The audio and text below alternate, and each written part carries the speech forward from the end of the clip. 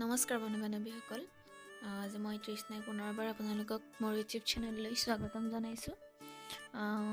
আচলতে মোৰ একদিন দাদাৰ বিয়া হৈ আছিলে, কাৰণে মই ব্লগ দিয়ে আছোঁ দাদাৰ বিয়াৰ, আৰু কিন্তু লাষ্টৰ বিয়া দিনাখনৰ বৰ ভিডিঅ' কৰা নহ'লে, কাৰণে যিখিনি মোৰ ওচৰত ফটো আছে তেনেকৈ মই এইটো বিয়াখনৰ কিছুমান ফটো স্মৃতি হিচাপে ধৰি ৰাখিছোঁ আৰু সেয়াকে দিছোঁ।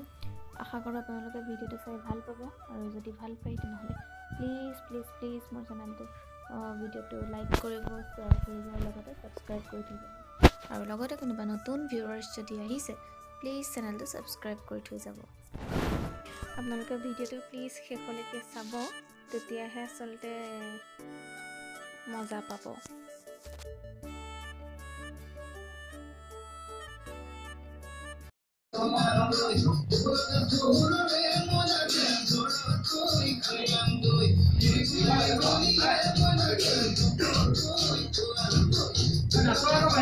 Siku.